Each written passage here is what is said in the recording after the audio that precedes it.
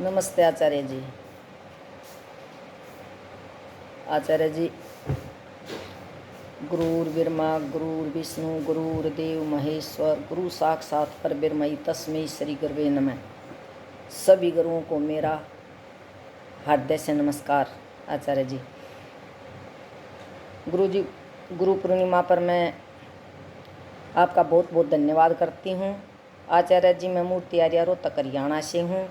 मैं अभी भी 1 महीना पहले इलाक रोड़ा से आई हूँ। गुरु जी, आपके सानिध्य में रहकर तो मेरा पूरा जीवन ही बदल गया है।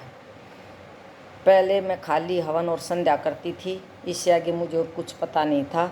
और आपके सानिध्य में रहकर अब मैं एकाग्र में बैठकर कम से कम 40-45 मिनट तक ईश्वर की उपासना भी करने लग गई हूँ और मुझे बहुत अच्छा लगता है।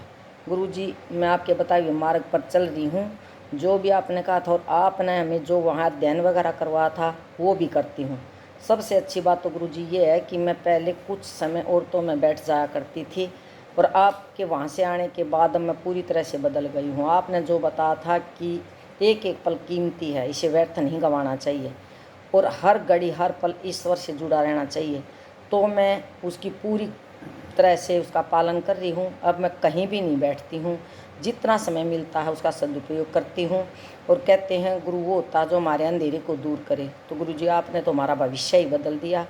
आपने बताया था कि हर समय और कुछ भी नहीं कर सको तो ओम का सिमरण करो। अब हमें इसमें आनंद आने लगा है, इसलिए आपका बहुत बहुत धन्यवाद।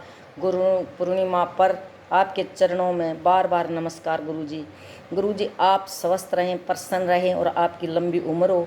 आपने हमें अध्यात्म से जोड़कर हमें कृतार्थ कर दिया, इसलिए गुरु पूर्णिमा पर मैं आपको तहे दिल से धन्यवाद करती हूँ। आचार्य जी, जितने भी आपने हमारे को अध्ययन वगैरह कराए थे वो मैं बहुत अच्छे से कर रही हूँ।